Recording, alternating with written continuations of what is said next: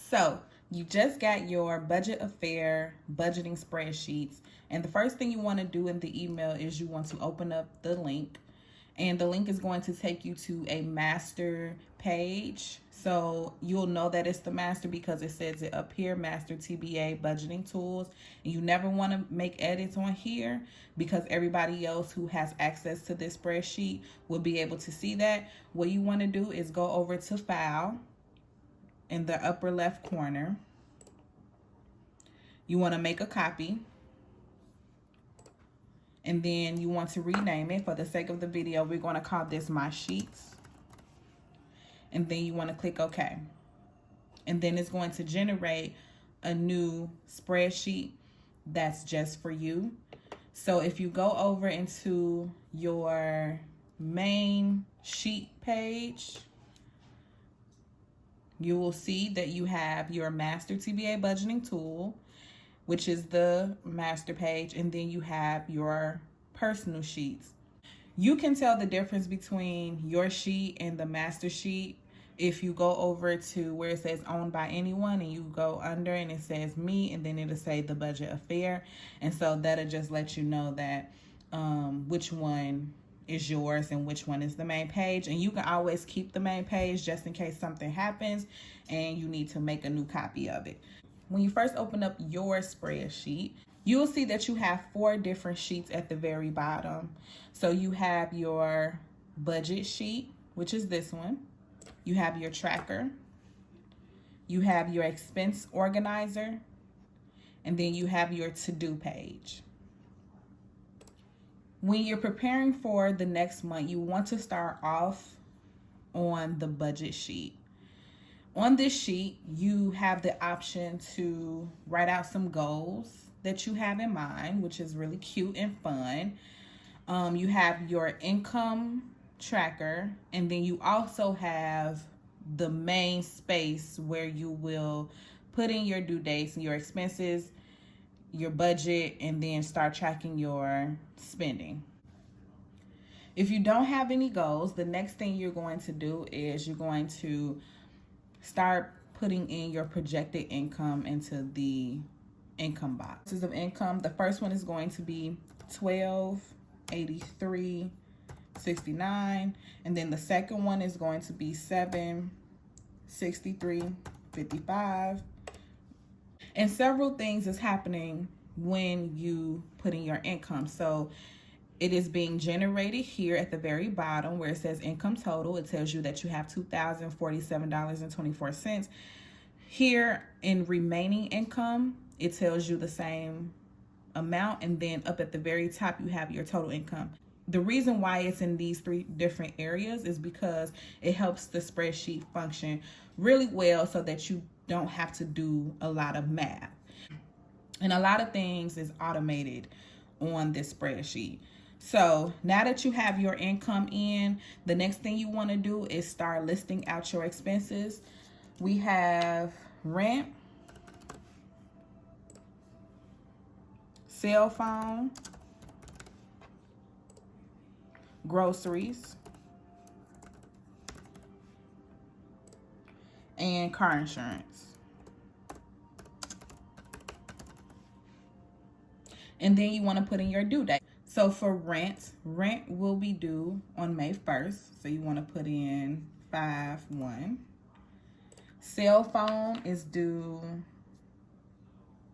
5/15. Groceries is a variable expense, so there is no due date. And then you have your car insurance. Your car insurance is due on May 22nd. So we'll put that in. The next thing you're going to do is start allocating your income.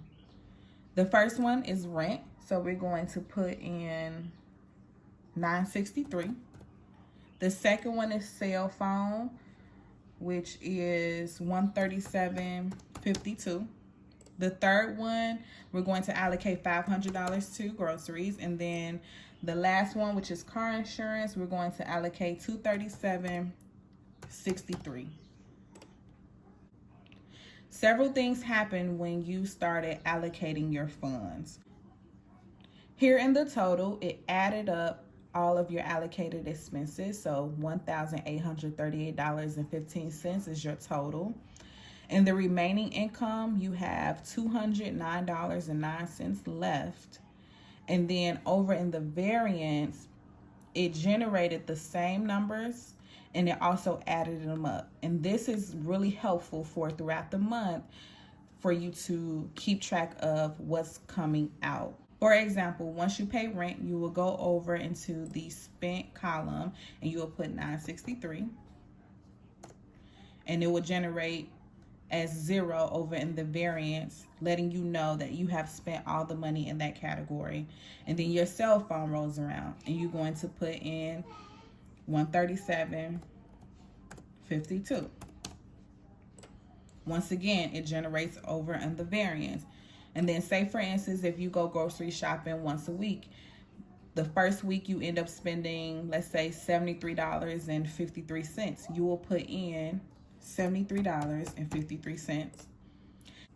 And then your car insurance rolls around and it's $237.63. So you will put that in, $237.63. With the groceries being a variable expense, it lets you know that you have $426.47 left in that category. Say, for instance, if you overspent in your cell phone. Your cell phone ended up being $140. What you would do is put in $140 and it will let you know that you have overspent by $2.48 in that category. Now, say if you go grocery shopping again and you spend $20, you will come up here and add the $20 to the $73.53 in the grocery category. So $73.53 plus $20 is $93.53. So you will just put in $93.53. And it will let you know that now you have $406.47 remaining in that category. Now the total that's being generated under the variance is just letting you know how much money you have left to spend in reference to how much you have planned and how much you have already spent. So it's the planned total minus the spent total, and you get $403.99. Really simple, straight to the point. That is the budget sheet.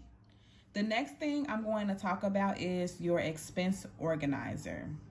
This allows you to map out your expenses in comparison to your income so that you're not overspending between paychecks. The first thing you want to do on this sheet is you want to enter in your paycheck dates. So we said we're getting paid on the 1st, 5/1, and then we get paid again on the 15th, so 5/15. And then you want to go up top and you want to put in the amount of your projected income, $1,283.69 for the first paycheck and $763.55 for the next one.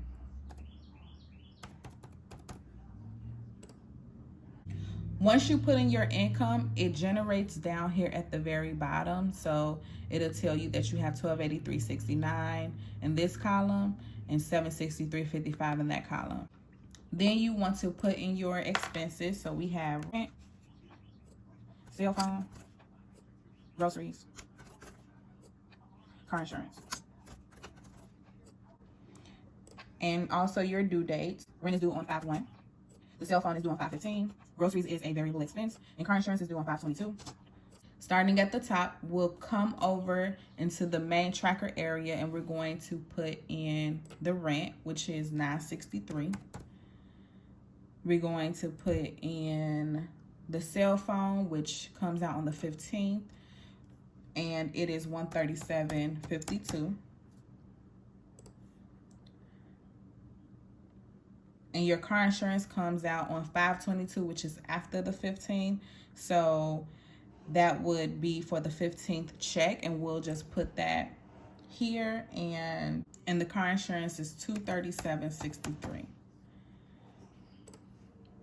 Because groceries is a variable expense, you can kind of see once you put in your expenses that are set in stone, you can kind of map out how much you can spend between each paycheck for groceries.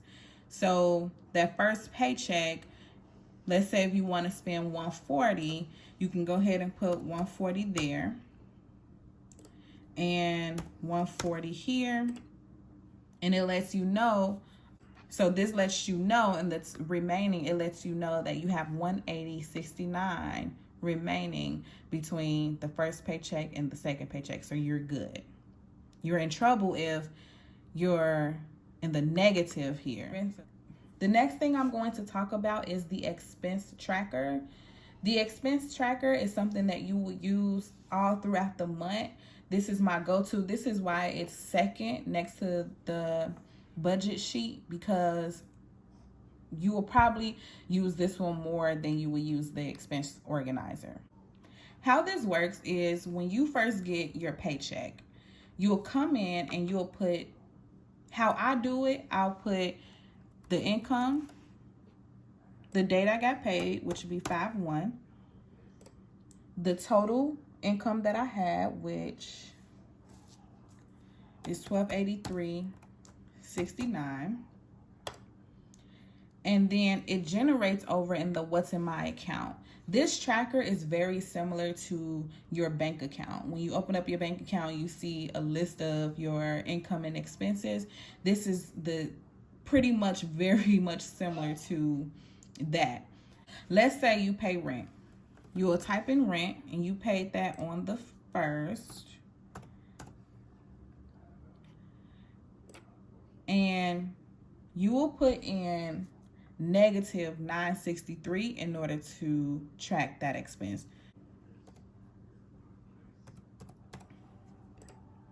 Once you put in the $963, you will see that it lets you know in the what's in my account that you have $320.69 left.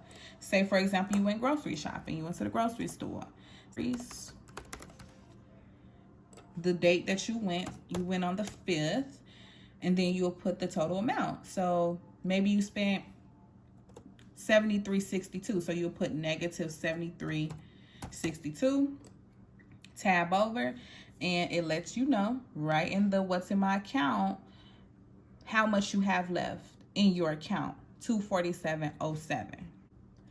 For another example, you get paid again. You'll come in and you'll put your income, the date that you got paid on the 15th, and then you would put in the total amount without the minus sign. So your next paycheck was $763.55, so you want to put that there, $763.55, tab over, and it will add it into your account. So now you have $1,010.62. Say, for example, you go grocery shopping again. You'll put the date that you went, 5/17, and you'll put the total amount. You'll put, let's say if you spent $63.50, you'll put negative $63.50 there. And then once again, it lets you know in the what's in my account you have $947.12. Then your car insurance was due. So you put in your car insurance, and then you'll put negative $237.63. And it lets you know now you have $709.49 in your account. The final thing that I want to talk about is your to-do sheet, and this is pretty much something that I use as a brain dump, to keep track of what's going on and to make sure that I'm staying on top of important financial things. So for example, I had to get an oil change, so I put that in there, and I put due on 4/15. This was for April, but due on 4/15 because that was the day that I wanted to go and get my oil change after I got paid. And also I was waiting on a refund from Walmart, which was $57.89. So I know to look out for that in the upcoming days or weeks.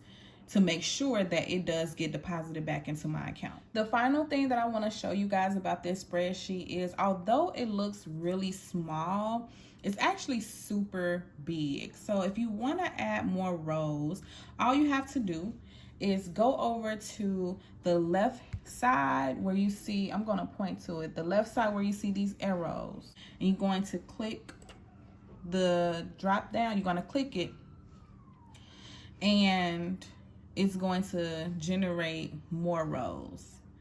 And if you don't need the rows, you can just right click and close them again. And so I really hope you guys enjoyed this spreadsheet. Let me know what you think. Pass this along to your people, you know, because this is a really simple way to budget and manage your money.